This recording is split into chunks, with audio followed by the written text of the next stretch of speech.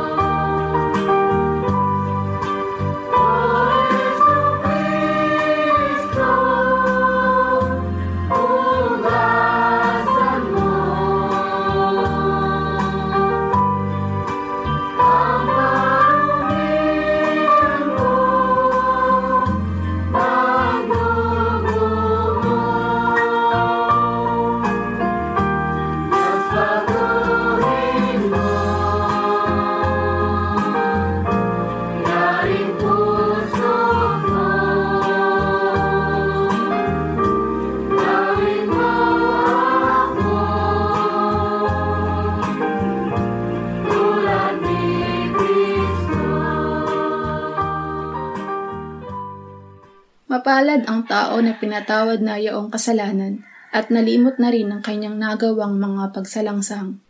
Mapalad ang taong sa harap ng Panginoon ay di na pinararatangan ng kasalanan, dahilan sa siya ay hindi nanlilinlang. Noong hindi ko pa naipahayag yaring kasalanan, sa buong maghapon ako'y nananangis sa matinding lumbay. Sa araw at gabi, bigat ng kamay mo ang nararamdaman. Ano pa't wala nang nalalabi akong lakas sa katawan. Hamog ang kaparis, dagling na tayo sa sikat ng araw.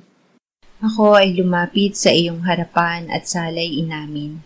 Ang aking nagawang mga pagsalansang di ko inilihim. Pinagpasyahan ko ang lahat ng ito sa iyo'y idaing at aking natamo ang iyong patawad sa sala kong angkin. Mga minamahal, sinasabi sa unang Juan, Kabanata 1, Talata 9, kung ipinapahayag natin ang ating mga kasalanan, maaasahan nating ipatatawad sa atin ng Diyos ang mga ito at lilinisin tayo sa lahat ng ating kasamaan sapagkat siya'y tapat at matuwid. Salamat sa iyo, O Diyos. Pinatunayan mo ang iyong pag-ibig sa amin nang si Kristo ay mamatay para sa amin noong kami mga makasalanan pa. Ngayon ay buksan mo ang aming mga labi at kami ay magpupuri sa iyo.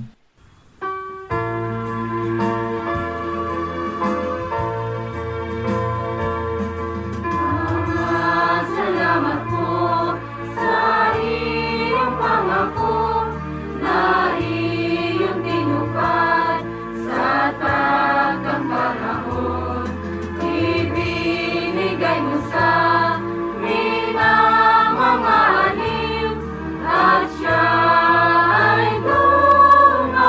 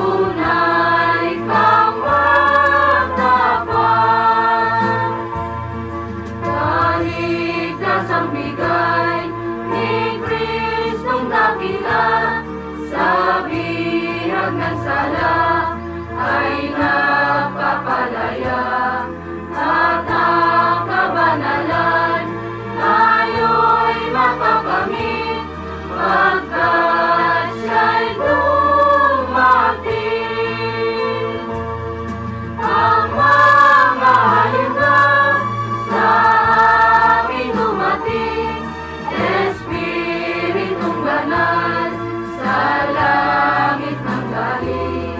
Pangako mo, Ama, sa amin tinupad, tunay kang matapat. Laging sasambitin, pag-ibig na banal, sa bawat kaluluwa, sa salay na ligaw, tuwa'y labis-labis, pagkat pangaliw sa amin dumating. Ang mga aliwan sa amin dumating, Espiritong Banal, sa langit ng galing. Pangako mo, Ama, sa amin tinupad, tunay kang matapat.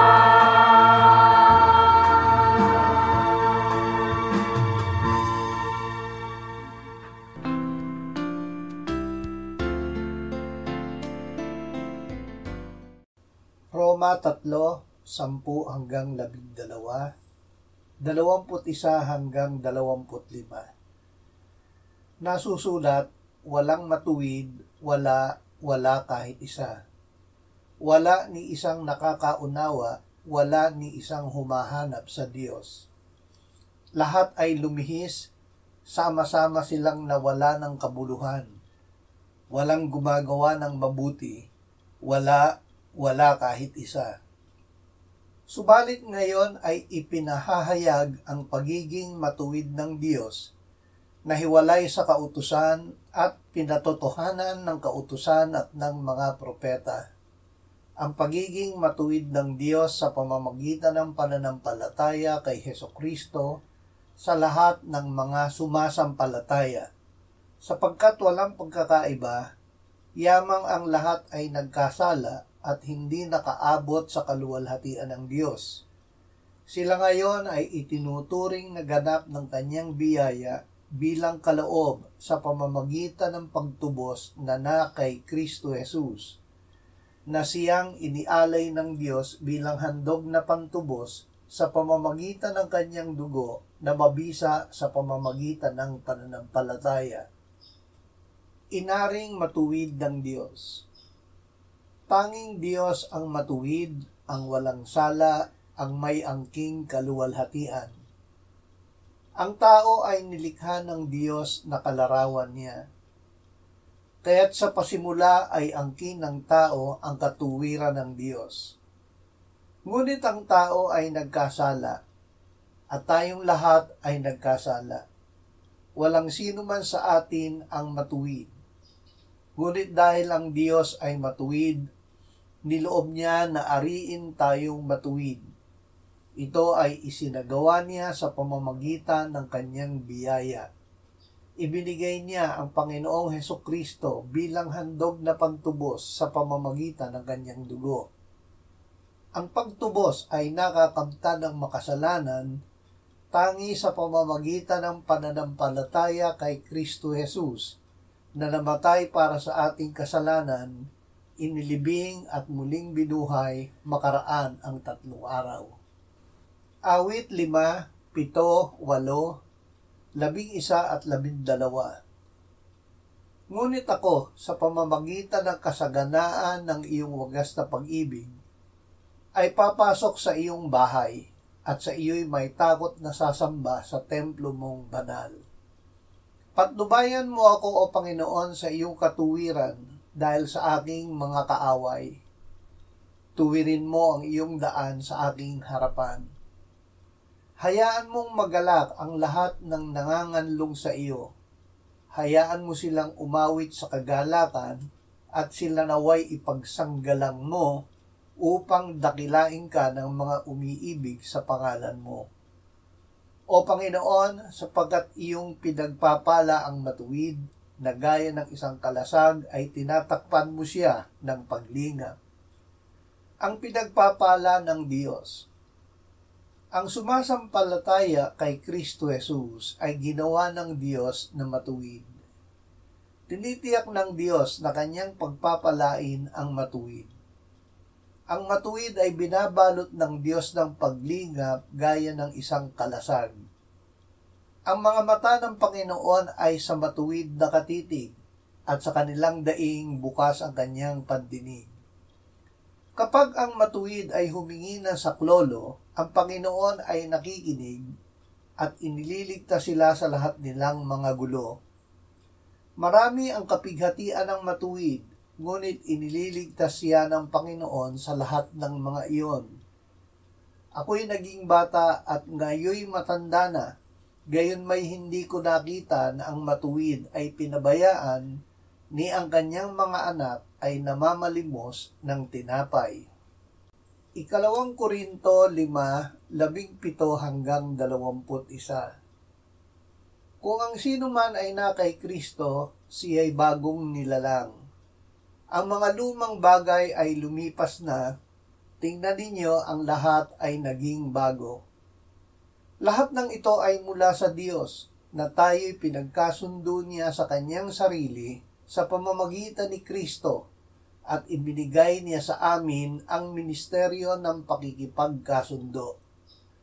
Sa makatuwid kay Kristo ay pinagkasundo ng Diyos ang sanlibutan at ang kanyang sarili, na hindi ibinibilang sa kanila ang kanilang mga kasalanan at ipinagkatiwala sa amin ang salita ng pakikipagkasundo. Kaya't kami ay mga sugo para kay Kristo, yamang ang Diyos ay nananawagan sa pamamagitan namin. Kami nananawagan sa pangalan ni Kristo na kayo'y makipagkasundo sa Diyos. Para sa ating kapakanan, ginawa niyang may kasalanan siya na hindi nakakilala ng kasalanan, upang sa Kanya tayo'y maging katuwiran ng Diyos. Ang katuwiran ng Diyos. Anuman ang ating pagsisikap na sundin ang lahat ng hinihingi ng kautusan, tayo ay hindi perpektong makatutupad. Kaya't walang sino man sa atin ang magiging matuwid gamit ang sariling kakayahan. Kaya't Diyos ang gumawa. Ibinigay niya ang kanyang anak para sa ating kasalanan. Para sa ating kapakanan, ginawa niyang may kasalanan siya na hindi nakakilala ng kasalanan, upang sa kanya tayo'y maging katuwiran ng Diyos. Ang ating katuwiran ay hindi katuwiran ng tao kundi ng Diyos. Nang sumampalataya tayo kay Jesus, tayo ay ginawa ng Diyos na mga bagong nilalang. Tayo ay isinilang na muli ng Espiritu ng Diyos at naging mga anak ng Diyos. Juan 3:14-18. Kung paanong itinaas ni Moises sa ilang ang ahas, kailangan din namang itaas ang anak ng tao, upang ang sinumang sumampalataya sa kanya ay magkaroon ng buhay na walang hanggan. Sapagkat gayon na lamang ang pag-ibig ng Diyos sa sanlibutan, na ibinigay niya kanyang tanging anak, upang ang sinumang sa kanya'y sumampalataya ay huwag mapahamak, kundi magkaroon ng buhay na walang hanggan.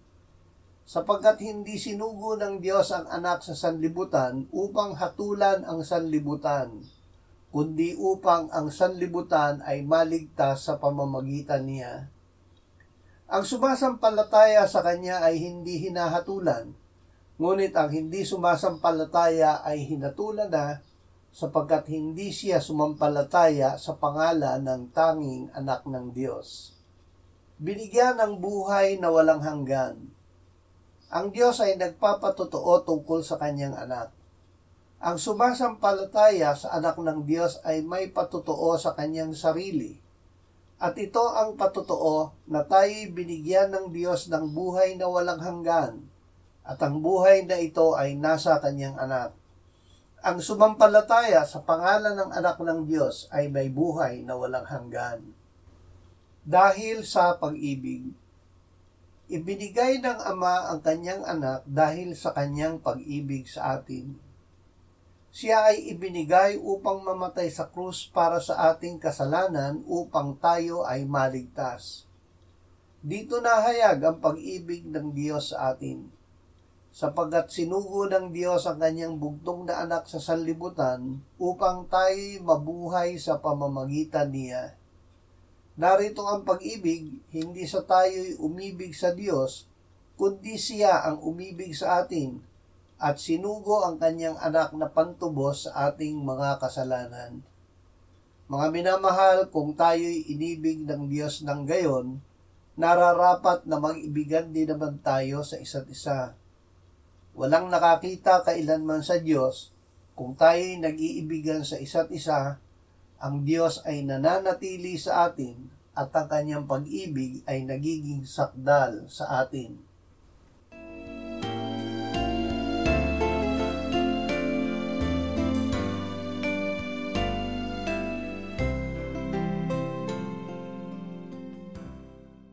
Manalangin tayo. Panginoong Hesus, sinabi mo, malibang kainin ninyo ang laman ng anak ng tao at inumin ang kanyang dugo, kayo ay walang buhay sa inyo.